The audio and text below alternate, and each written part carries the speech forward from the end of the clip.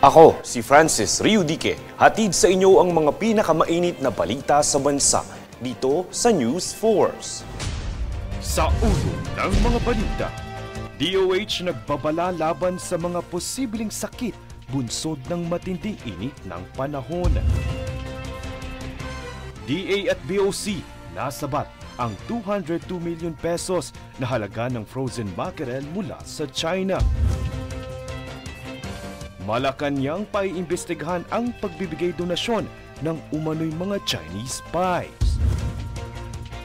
Paok na tuklasang nagiging taguan ng mga pugante ang mga Pogo Hubs.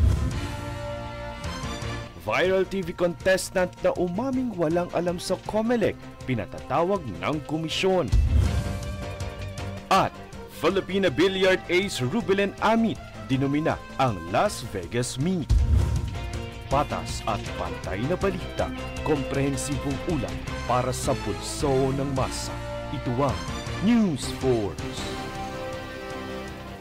Nagbabala ang Department of Health o DOH sa publiko laban sa mga posibleng sakit bunsod ng matinding init ng panahon. Ito ay matapos mag-abiso ang Pag-asa na posibleng umabot sa 46 degrees Celsius ang mararamdamang init sa NCR ngayong araw ng Martes. Ayon sa DOH, ang ganitong temperatura ay maaaring humantong sa pamumulikat at pagkahapo, pananakit ng ulo, pagsusuka at pagkahilo. Maaari rin itong humantong sa heat stroke, seryosong kondisyon na nailalarawan sa kawalan ng malay, seizure o kumbulsyon at kamatayan kapag hindi agad natugunan. Sakaling makaramdam ng mga nabanggit na sintomas, inaabisuhan ng publiko na kaagad na magbigay ng paunang lunas o first aid.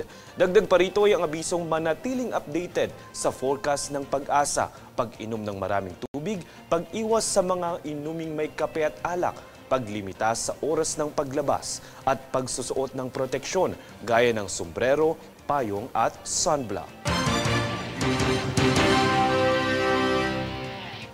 Sa pagsisimula ng panahon ng tag-init, nagpaalala ang Department of Energy sa publiko na maging masinop sa pagkonsumo ng kuryente. Ayon sa DOE, na ilalarawan ng tag-init bilang mataas ang demand sa enerhiya dahil sa mas madalas na paggamit ng mga cooling appliances gaya ng aircon, electric fan at refrigerator. Upang mapanatili ang patuloy na supply ng enerhiya sa bansa, hinihikayat nito ang mga consumer na magpatibay ng praktikal at epektibong diskarte sa pamamahala ng pagkonsumo ng kuryente. Dagdag pa ng DOE, sa simpleng pagsasaayos araw-araw na gawain, makakatulong ito sa mahusay na paggamit ng kuryente upang maiwasan ang power interruption at mapanatili ang enerhiya sa buong panahon ng tag-init. Samantala, pinalakas ng BOC ang kampanya laban sa agricultural smuggling. Ito'y matapos masabat ang maling idineklarang frozen mackerel sa Port of Manila. Yan ang balitang hatid ni Jade Buhoy.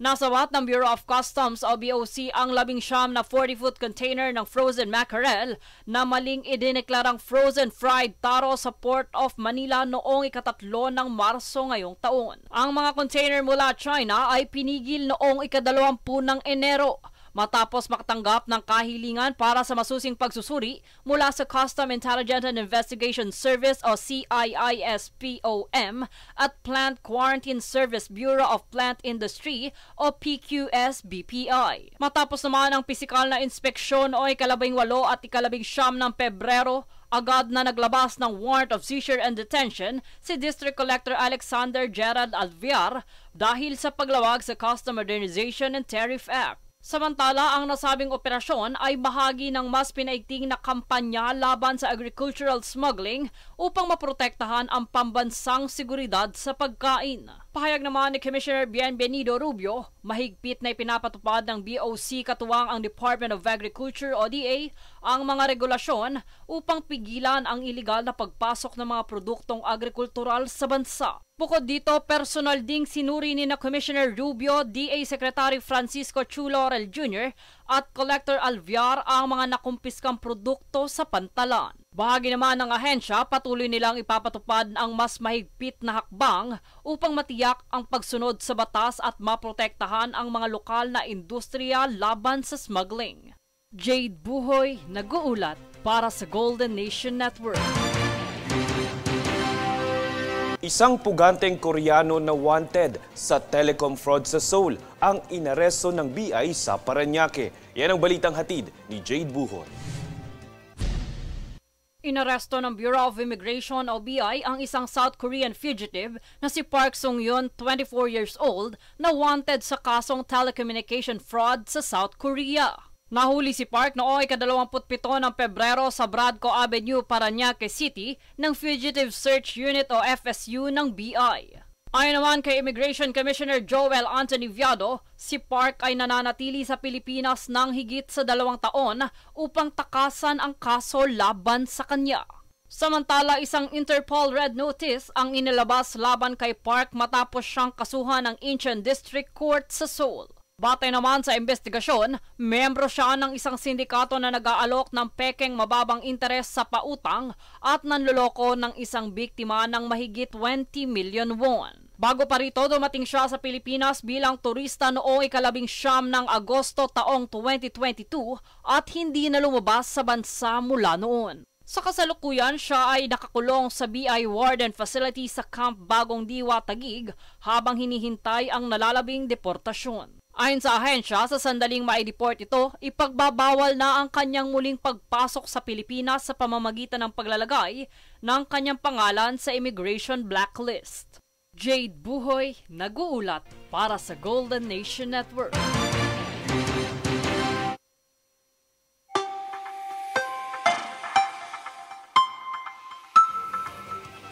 Pinag-iingat ng Philippine Atmospheric, Geophysical and Astronomical Services Administration o PAGASA ang publiko sa mga heat levels na posibleng humantong sa heat-related illnesses ngayong nagsisimula ng uminit ang panahon. May 4 po na heat index level ang bansa. Ito ay ang mga sumusunod. Caution heat index level kung nasa 27 hanggang 32 degrees Celsius na ang init. Extreme danger naman kung nasa 33 hanggang 41 degrees Celsius.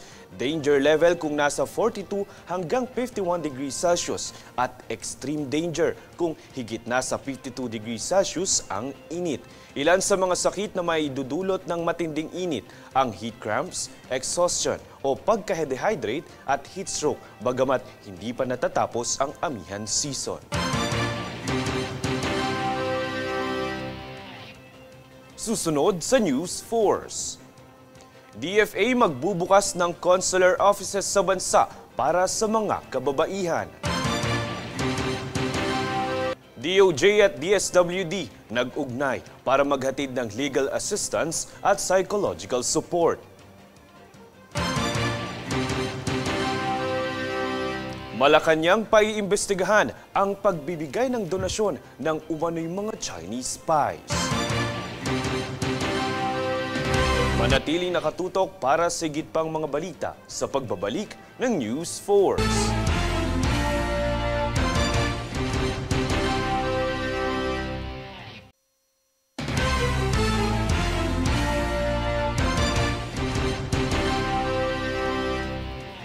Pinaiimbestigahan ng Malacanang ang mga ulat na pagbibigay donasyon mula sa umano'y mga Chinese spies.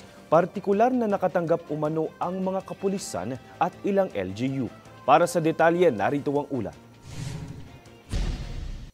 Tiniyak ng Malacanang na sisilipin ito ang mga ulat ng umano'y pagbibigay donasyon mula sa mga Chinese spies. Ayon kay Presidential Communications Office Undersecretary Attorney Claire Castro, iimbestigahan ng palasyo para kumpirmahin kung mabuting motibo nga ba ang nasa likod ng mga donasyon.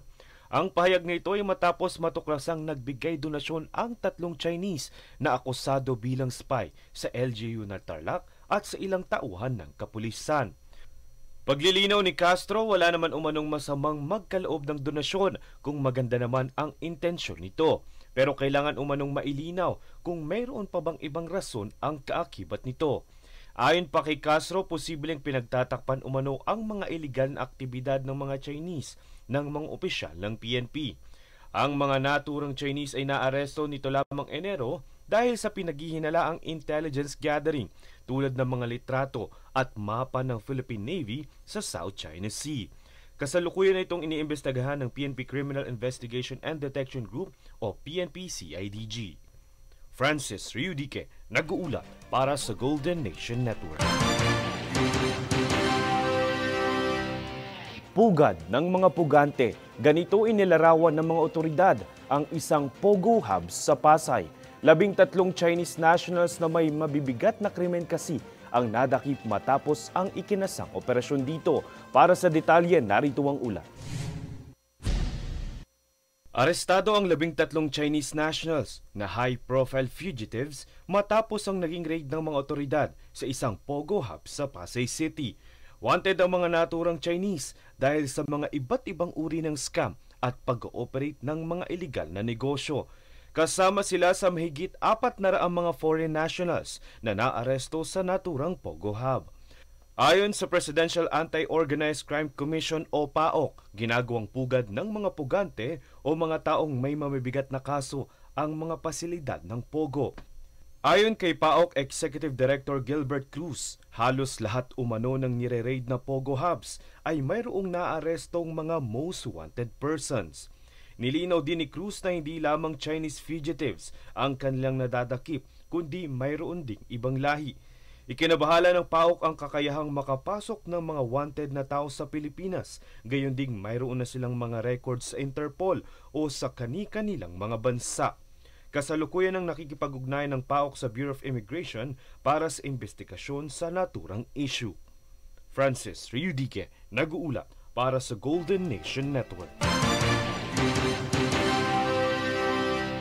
Muling nagpatuloy ang pagdinig ng Senado ukol sa issue ng iligal na Pogo, mga umano'y Chinese spy at iba pang kaugnay na issue. Nadismaya naman si Senator Risa Hontiveros hinggil sa kawalan pa rin ng detalye sa pagkatakas sa bansa ni Guo Huaping o Alice Guo. Ang kaganapan tunghayan sa ulat ni Princess Castro. Ikinadismaya ni Senator Risa Hontiveros ang hindi pa rin pagbibigay ng klarong sagot ng Bureau of Immigration o BI hinggil sa likod ng mga nagpatakas at nakasabwat ng kampo ni Guo Huaping o alias Alice Guo. Ito ay matapos ang naging pagdinig ngayong Martes ng Justice and Human Rights Committee ng Senado na pinamumunuan ni Hontiveros. Ayon sa Senado, 4 na buwan na ang nakalilipas mula noong huling pagdinig sa naturang paksa, subalit paulit-ulit pa rin ang kawalan ng sagot sa tunay na nangyari. Medyo magtuthrow off ng hands ang subcommittee sa ganyang status. I mean, what is the BI doing if not finding out paano nakatakas si Guo Huaping? Samantala, ilan pa sa mga tinalakay sa pagdinig ay ang umano'y pagpasok ng mga Chinese spy sa bansa, maging ng update kung nasaan na nga ba si Harry Roque na hindi rin direktang nasagot ng mga resource person. Matatandaan na si Guo ay ang na-dismiss na alkalde ng Bamban Tarlac dahil sa pagkakasangkot sa iligal na operasyon ng Pogo, gayon din ng pamemeke ng identidad kung saan ipinawalang bisa rin ng Department of Foreign Affairs noong nakaraang taon ang kanyang pasaporte sa Pilipinas dahil sa paglabag sa Section 10 Clause B Subsection 4 ng New Philippine Passport Law. Sa ilalim nito, pinahihintulutan ng kagawaran na kanselahin ng pasaporte sakaling ito ay may intensyong gamitin sa pandaraya, may tampered o maling pag-issue. Samantala, sa pagpapatuloy ng pagdinig, ipinahayag ni National Intelligence Coordinating Agency o NICA Director Ferlu Silvio na ang pinakaposibleng teorya sa pagtakas ng kampo ni Guo ay mula sa Tawi-Tawi patungong Kuala Lumpur dahil anya madali at mabilis makatawid sa silang bahagi ng Sabah. Mabilis, madaling pumasok, madaling mag-travel papuntang eastern part of Sabah. Sa kasalukuyan ng teoryang ito ay siya ring teoryang mayroon ng BI ayon kay Immigration Chief Fortunato Manahan Jr. Dahil dito, iginiit ni Hontiveros na hindi katanggap-tanggap ang sagot ng BI na hindi pa rin nila matukoy ang likod sa mga isyong ito. Princess Castro nag-uulat para sa Golden Nation Network. Inanunsyo ng Department of Foreign Affairs o DFA na magbubukas ito ng mga consular offices sa kanilang mga tanggapan na para sa mga kababaihan tuwing Sabado ngayong buwan. Ayon sa inilabas na pahayag ng DFA, ito ay bilang pakikiisa ng ahensya sa pagdiriwang ng Women's Month ngayong Marso. Pero pagtitiyak ng ahensya, lahat ay isasailalim sa mga proseso na ayon sa mga umiiral na batas at panuntunan para sa pagpoproseso ng pasaporte at iba pang dokumento. Nag-ugnay ang Department of Justice at Department of Social Welfare and Development o DSWD nitong Lunes upang magkatuwang na maghatid ng legal assistance at psychological support para sa mga complainant na walang pinansyal na kakayahan para isulong ang kanilang mga kaso. Narito ang ulat ni Princess Castro. Alinsunod sa layuning makapagbigay ng legal assistance at psychological support para sa mga indigent complainants, litigante at mga biktima ng krimen, nag-ugnay ang Department of Justice o DOJ at Department of Social Welfare and Development o DSWD. Ang ugnayan ay formal na nilagdaan nitong Lunes sa isang Memorandum of Understanding o MOU. Ang paglagda ay pinangunahan ni Justice Secretary Crispin Boying Remulla at Social Welfare and Development Secretary Rex Gatchalian. Kapwa nangako ang dalawang ahensya na magtatag ng isang Client Referral and Psychosocial Intervention Program na layong bigyang kakayahan ang mga complainant na walang pinansyal na kakayahan para isulong ang kanilang mga kaso. Pagigiit ni Justice Secretary Remulla na ang hustisya ay hindi natatapos sa courtroom, bagkus nagpapatuloy ito sa buhay ng mga taong patuloy na ibinabangon at ibinabalik ang kanilang dignidad. Sa panig naman ni DSWD Secretary Gatchalian, ang kagawaran ay nakipag-ugnayan para sa kapakanan ng mga kliyenteng nangangailangan ng legal aid na itinuturing ding mga individual sa mga sitwasyon ng krisis. Sa ilalim din ng programang ito ay magbibigay ito ng tulong pinansyal at iba pang anyo ng tulong tulad ng medikal, psikolohikal, transportasyon, libing at iba pa na maaaring masuri ng mga social worker ng DSWD. Princess Castro nag-uulat para sa Golden Nation Network. Susunod sa News Force. Advanced Passenger Information System ipinatupad para sa seguridad ng bawat paliparan. Viral TV contestant na umaming walang alam sa COMELEC, pinatatawag ng komisyon. Forest products pinag-aaralan ng DOST na gawing proteksyon laban sa dengue. Manatiling nakatutok para sa higit pang mga balita sa pagbabalik ng News Force.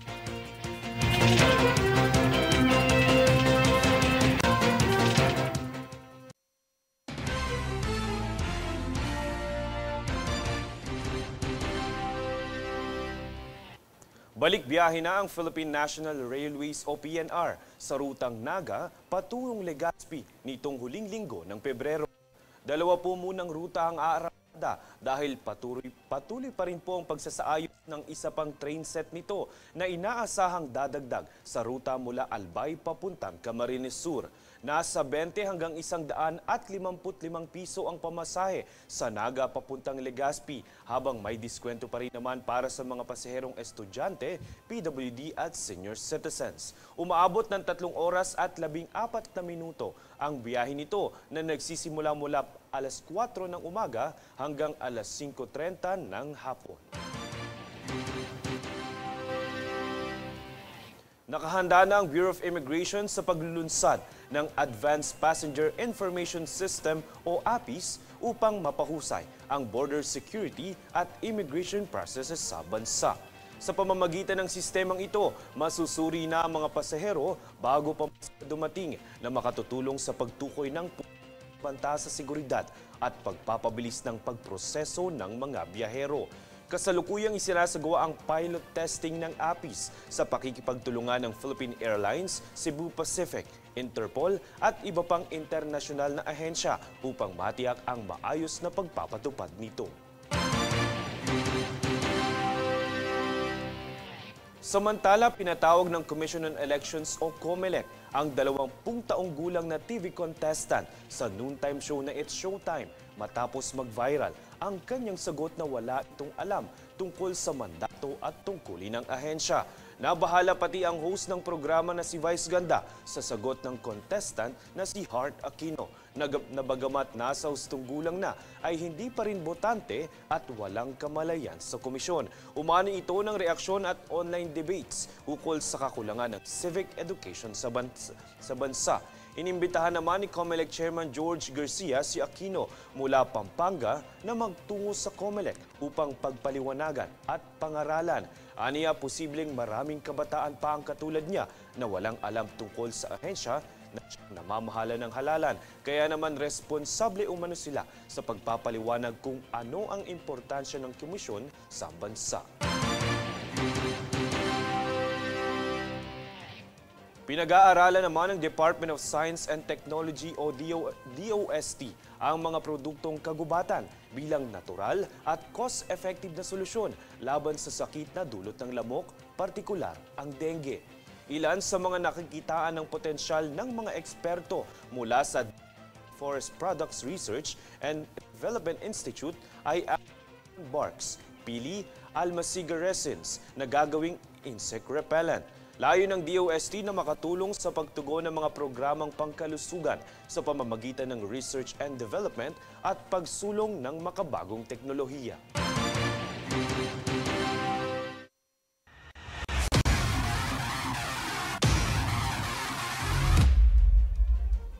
Double trophy ang baon pauwi ng 3-time world champion at Cebuana billiard sensation na si Rubilen Bingkay Amit matapos dominahin ang dalawang kompetisyon sa Las Vegas, Nevada. Ito ay matapos sigundahan ni Amit ang kanyang kampyonato sa kamay ni Han Yu ng China sa finals ng Las Vegas Women's Open 2025.